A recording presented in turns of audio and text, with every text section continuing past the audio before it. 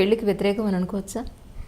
నేను పెళ్ళికి వ్యతిరేకం కాదు, కానీ ఈ కంపల్సరీ పెళ్ళిళ్ళు ఏవైతే వ్యాపారంగా జరుగుతున్నాయో అవి సమాజానికి మంచివి కాదని అనుకుంటాను. దానివల్లే ఇన్ని సమస్యలు వస్తున్నాయి కుటుంబాల్లో అనుకుంటున్నాను.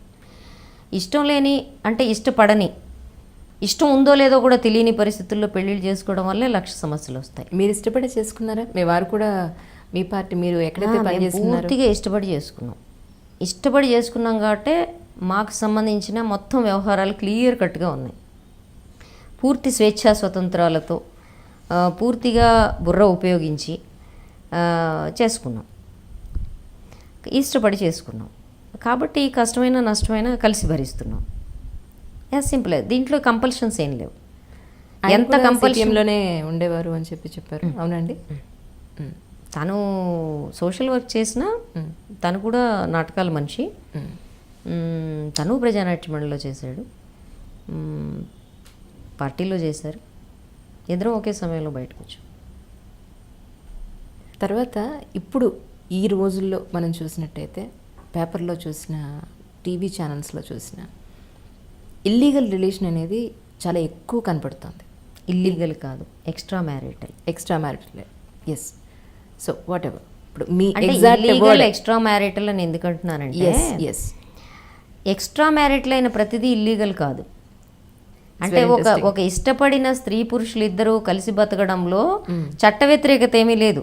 వాళ్ళు ఒక అతనితో మ్యారేజ్ దానికి వేరే అతనితో చేయడం ఇల్లీగల్ కాదు. ఒక ఇష్టపడిన స్త్రీ పురుషులు వాళ్ళు శారీరక సంబంధం పెట్టుకోవడం చట్ట వ్యతిరేకం కాదు. అది చట్ట వ్యతిరేకం ఎప్పుడవుతుంది అంటే వాళ్ళిద్దరూ డబ్బు ట్రాన్సాక్షన్ జరిగితే అది చట్ట వ్యతిరేకం అవుతుంది. రెండోది ఎప్పుడు చట్ట వ్యతిరేకం అవుతుందంటే, ఈ భార్య నా భర్త వేరే వాళ్ళతో వ్యభిచార సంబంధాల్లో ఉన్నాడని కంప్లైంట్ చేస్తే అది చట్ట వ్యతిరేకం అవుతుంది. అంటే కంప్లైంట్ చేయనంత కాలం కూడా మనం దాన్ని వివాహేతర సంబంధం కింద చెప్తాము. ఎస్. సో అవి ఈ మధ్య చాలా ఎక్కువైపోయాయి. అంటే ఇంతకు ముందు ఉండేవో లేవో అంత బయటకు వచ్చేవి కాదు. ఉండేవిలే. ఇప్పుడు ప్రతిదీ బయటకు వస్తుంది విషయం. ఇంతకు ముందు కన్నా పర్సంటేజ్ పెరిగిందని చెప్పుకోవచ్చు. దీనికి స్త్రీ స్వేచ్ఛే కారణం అంటారా, లేదంటే ఆవిడ ఒక ఎడ్యుకేటెడ్ అయిపోవడం వల్ల సమస్య, లేదంటే ఆవిడకి నాలెడ్జ్ ఎక్కువైపోవడం వల్ల, ఎందువల్ల ఈ సమస్యలు వస్తున్నాయంటారు? ఇది కొంచెం సెక్చువాలిటీకి సంబంధించిన సమస్య. ఇప్పుడు మన పెళ్ళిలోనే దీనికి సంబంధించిన ఆన్సర్ కూడా ఉంది. వాళ్ళిద్దరూ ఒకళ్ళనొకళ్ళు మోజుపడనంత వరకు. శారీరకమైన మోజు ఏంటి? పెళ్లిలో పవిత్రతను ప్రేమ ముఖ్యం అంటారు చాలామంది. కానీ ప్రేమకి అంటే స్త్రీ పురుషుల మధ్య ప్రేమకి పునాది శారీరకమైన మోజే. కాబట్టి ఈ శారీరకమైన మోజు లేకుండానే మనం పెళ్లి చేస్తాం. వాళ్ళకి ఒకళ్ళ పట్ల ఒకళ్ళకి ఆకర్షణ ఉందో లేదో నాకు తెలిసి ఇంతవరకు ప్రపంచ చరిత్రలో స్త్రీ పురుషుల మధ్య, ప్రత్యేకమైన స్త్రీ పురుషుల మధ్య ఆకర్షణ ఎందుకు వస్తుందో ఇంతవరకు ఎవరు తేల్చలేదు.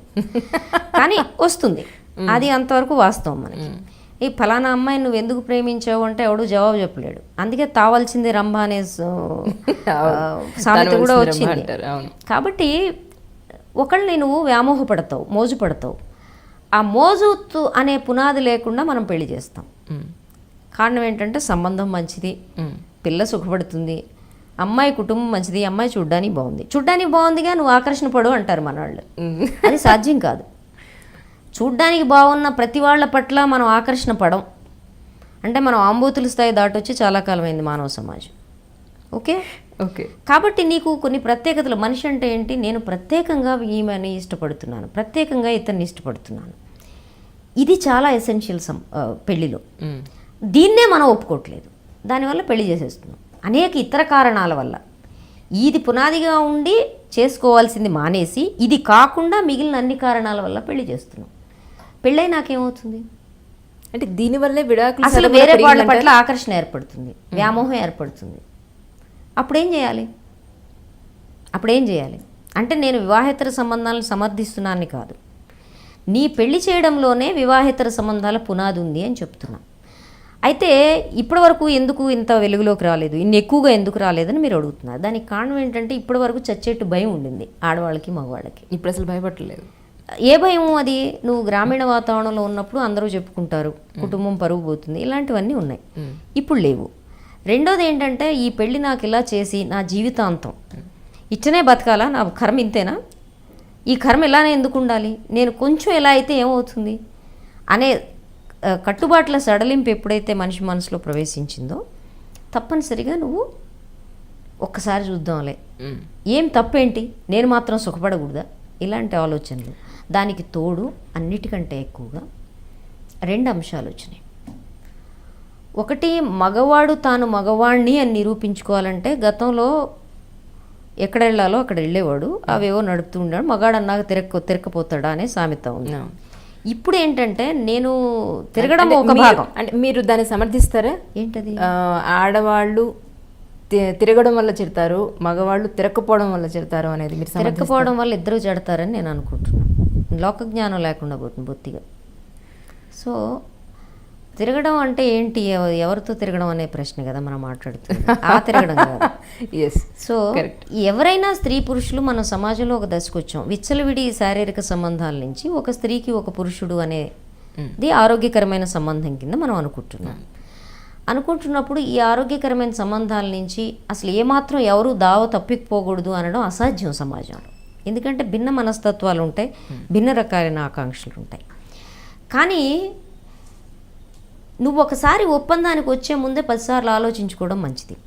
అట్లా కానప్పుడు నేనేమంటానంటే, నీకు వ్యామోహము ఆకర్షణ భిన్నంగా ఏర్పడింది అనుకో, స్త్రీ కానీ పురుషుడు కానీ, నువ్వు అది బహిరంగంగా నీ స్పౌజ్తో చెప్పేసి చేయడం మంచిది. నాకు నీ పట్ల వ్యామోహం పోయింది, నేను ఇంతవరకే చేయగలను, నీ పిల్లలు ఎంతవరకు సాధ్యం అవుతుంది, ఇది సాధ్యమైనా కాకపోయినా ఇది నిజాయితీ అని నేను అనుకుంటున్నాను. తర్వాత విషయం ఏంటంటే, ఇది ఏర్పడడానికి ఇంకో 2 కారణాలు ఉన్నాయి. నా మగాడితనాన్ని నిరూపించుకోవడం అనేది వాళ్ళ మగవాళ్ళకి పాపం పెద్ద సవాల్ అయిపోయింది. నేను నిజంగా జాలి పడుతున్నా. వాళ్ళు ప్రతి నిమిషం మేము మగాళ్ళమే నిరూపించుకోవడానికి, ఇప్పుడు చూడండి మన హీరోలందరూ కండలు తిరిగిపోయి ఉంటున్నారు. ఆ కండలు తిరిగి చూపిస్తేనే నేను మగాడిని అనుకునే దశ వస్తే ఇవాళ రేపు మన పోరగాళ్ళందరూ పాపం జిమ్ముల చుట్టూ తిరుగుతున్నారు. ఏది అమ్మాయిలకు లైన్ వేయాలంటే అక్కడికి 1-2 కండలు ఉండాలి. ఈ టీషర్ట్లు ఇక్కడ దాకా వేసుకొని చూపించుకొని ఎంత తిరిగినా అక్కడ యాబ్స్ లేకపోతే అమ్మాయిలు ఎవరు ఇట్లా చూడలేదు. ఏం చేయాలి, సంక్షోభం వచ్చింది అక్కడ. అది తర్వాత కాలంలో కూడా సంక్షోభం కొనసాగుతుంది. So to prove the masculinity నువ్వేం చేయాలి, నా పట్ల ఎవరికో ఆకర్షణ, నా మగాడితనం పట్ల ఆమె ఫిదా అయింది అని నువ్వు చెప్పుకోవాలంటే ఏం చేయాలి, ఏదో సంబంధం పెట్టుకోవాలి. ఎక్కువ సందర్భాల్లో మగవాడి వైపు నుంచి పెట్టుకునే ఈ సంబంధాలు అవతల అమ్మాయి వల్నరబిలిటీ మీద ఆధారపడి ఉంటాయి. అలాగే మరి అమ్మాయిలు కూడా ఉంటున్నారు. వల్నరబిలిటీలు రకరకాలు ఉంటాయి. అవి ఆర్థికపరమైనవి కావచ్చు, ఒంటరి మహిళలుగా ఉండడం వల్ల కావచ్చు, భర్త నిరాదరణ వల్ల కావచ్చు, భర్తకి తను తాను ప్రూవ్ చేసుకోవాలనే కోరిక వల్ల కావచ్చు, అనేక కారణాలు ఉంటాయి. వీటన్నిటితోడు ఇంకోటి కూడా ఉంటుంది. వివాహం నిలబడడంలో మిగిలిన అన్నిటికంటే వాళ్ళిద్దరి మధ్య లైంగికమైన సంతృప్తి ఉందా లేదా అనేది కూడా ఒక కీలకమైన కారణంగా ఉంటుంది. ఆ లైంగికమైన సంతృప్తి భారతదేశంలో మగవాడు అంటే కోరిక తీర్చుకునేవాడు, అనుభవించేవాడు కింద ఎప్పుడైతే మనం చెప్తున్నామో, ఆమెకి ఉండే కోరికల్ని తీర్చడం, ఆమె శరీరాన్ని సంతృప్తి పరచడం అనేది ఈ ఎజెండాలో, ఈ మగవాడి ఎజెండాలో రానప్పుడు ఏమవుతుంది, ఆమె అసంతృప్తిగా ఉంటుంది. అసంతృప్తిగా ఉన్నప్పుడు కూడా ఆ అసంతృప్తులు కూడా వివాహేతర సంబంధాలకు కారణమవుతాయి. ఇప్పుడు అలాంటి అసంతృప్తుల సమ్మేళనమే ఇప్పుడున్న విమెన్ అనుకోవచ్చా మనం? తర్వాత ఈ అసంతృప్తులు ఏవైతే ఉన్నాయో వీటికి తోడుగా నువ్వు ఈ అసంతృప్తితో బతకక్కర్లేదు అనే ఒక అభిప్రాయం, అంటే ఒక సమానత్వం కోసం జరిగే ప్రయత్నం ఏదైతే నీకు చూచాయిగా అన్న నీ ఇంట్లోకి వస్తుందో, మనందరం మాట్లాడటం మొదలుపెట్టినాక ఆమె గుమ్మం దగ్గరే ఆగిపోదు కదా ఆ భావం, గుమ్మంలోకి వెళుతుంది. ఈ వెళుతుంది తనకు అన్ని రంగాల్లో సమానత్వం, మనిషిగా తను ఎదగడం వరకు వస్తుందా, తన అసంతృప్తుల్ని కొంతమేరకైనా చాటుమాటుగా అయినా తీర్చుకునే వైపుకి దారితీస్తుందా, మనం చెప్పలేం. దీనికి తోడుగా ఇప్పుడు మనకి సినిమాల్లోనూ పార్నులోనూ వీటన్నిటిలోనూ శారీరక సంబంధాలు తీర్చుకోవటం అనేది జీవితంలో అతిపెద్ద భాగంగా ఆక్రమించుకుంటున్న దశలో నీవు మిగిలిన రంగాల్లో సమానత్వం కోసం పోట్లాడటం కంటే లైంగిక సమానత్వం కోసం పోట్లాడడం అనేది ఒక ప్రక్కదారులు పట్టిన సమానత్వం కింద ముందుకొచ్చే అవకాశం ఉంది. For more videos, please subscribe to iDream. Hi, this is Sai Kripa, Strength Coach. For more videos, please subscribe to iDream. And more videos, please subscribe to iDream Media. Hi, I'm Sirisha Reddy, fashion designer. Please subscribe to iDream Media. For more videos, please subscribe iDream Media. Please do subscribe to iDream. Hello అందరికీ నమస్కారం, నేను మీ getup Srinu. Please subscribe to iDream Media.